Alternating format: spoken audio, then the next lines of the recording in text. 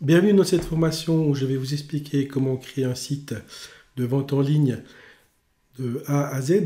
Donc on va utiliser WooCommerce pour le faire. Je vais vous montrer ce que j'ai déjà installé sur mon site WordPress afin qu'on puisse commencer au même niveau. Alors tout d'abord, autant dans les articles que dans les médias que dans les pages, j'ai absolument tout enlevé. J'ai juste laissé la page d'accueil qui est vide ainsi que les commentaires. Parce que vous installez WordPress de base, des fois il vous crée des pages, etc. Donc ça, j'ai absolument tout viré. Au niveau du thème, j'ai installé le thème Hello de Elementor. Donc pour ceux qui nous rejoignent et qui n'ont pas fait le cours Créer son site WordPress, moi je vous conseille franchement de le faire parce que vous apprendrez à utiliser Elementor et WordPress. Donc ça c'est vraiment le thème de Elementor, vous tapez Hello, vous installez ce thème. Ensuite, ce thème, il va vous demander d'installer une extension qui est Elementor, qui est gratuite. Donc, c'est cette extension qui est là. Elementor, elle est gratuite. Et moi, par-dessus, j'ai installé Elementor Pro, qui est payante, une cinquantaine de francs par année, qui vous permettra de faire énormément de choses. Donc, Elementor Pro est quasi indispensable sur un site internet. En plus des extensions, j'ai installé Duplicator Pro qui permet de dupliquer un article, de dupliquer un produit, de dupliquer une catégorie, une page, etc. Donc vous pourrez absolument tout dupliquer vos éléments. Disable Gutenberg, c'est pour désactiver l'éditeur Gutenberg par défaut. Donc comme on utilise Elementor, on n'a pas besoin de Gutenberg. Advanced Custom Field Pro, c'est un système qui permet, on va le voir dans un chapitre dans ce cours, qui permet de rajouter des éléments à votre produit. Par exemple, vous pouvez rajouter taille, puis vous avez vraiment un champ qui s'appelle un champ personnalisé, Do Custom Field.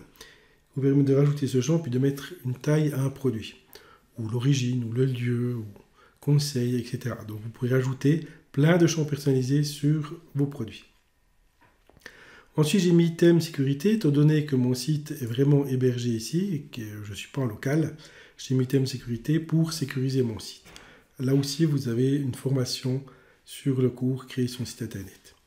Ensuite, j'ai installé Ultimate Add-ons for Elementor, qui est des éléments en plus des widgets qu'on peut rajouter pour Elementor, dont certains qui sont pratiques, que je vais vous montrer ici, pour le WooCommerce.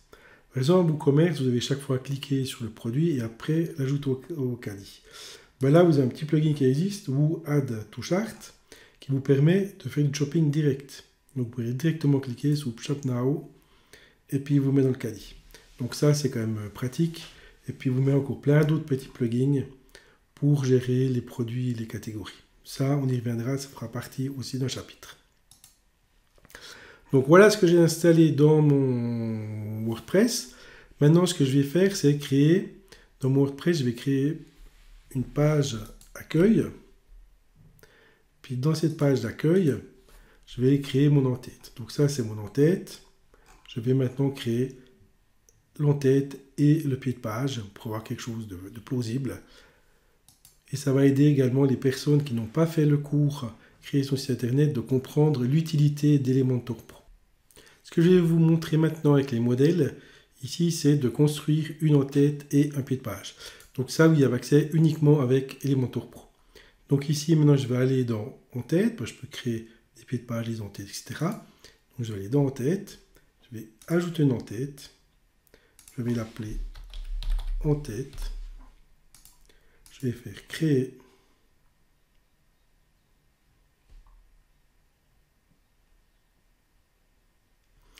Ici, avec la version Pro, je peux choisir un type d'en-tête que j'ai envie.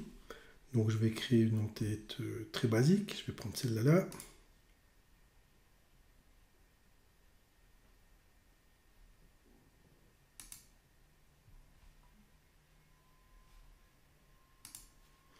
Là, je vais juste connecter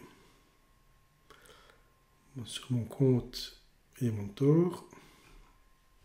Voilà, et ici j'ai mon en-tête, ici je peux aller changer mon logo ou mettre une image.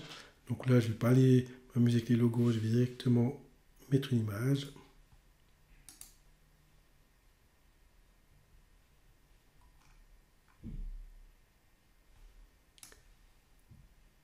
Voilà, et je vais chercher et verser mon fichier. Voilà, je prends mon image, je clique dessus et je l'insère. Étant donné que mon fond est noir, je vais également modifier la couleur du fond.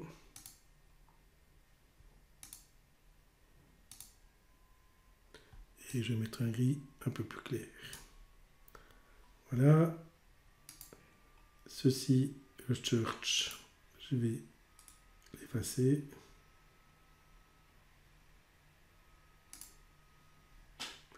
Voilà, et là j'aurai mon menu, qui est le menu principal.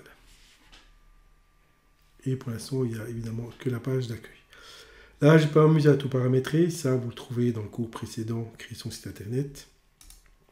Je vais publier. Je vais ajouter une condition. J'ai dit que cette entité est valable pour tout le site. Et j'enregistre. Je vais faire de même pour les pieds de page. Donc, je vais revenir dans mon éditeur WordPress. Je fais constructeur de thème. Ajouter. Alors, je peux ajouter soit ici le pied de page, y donner un nom, ou je peux directement aller dans pied de page ici, et ajouter directement le pied de page. Le fait de cliquer sur l'onglet ici, il choisit simplement ici. Je l'appelle pied, je fais créer. Là, il va me proposer un modèle.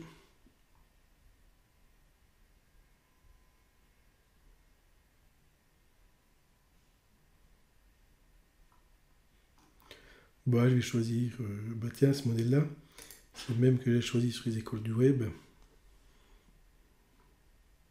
Je fais insérer.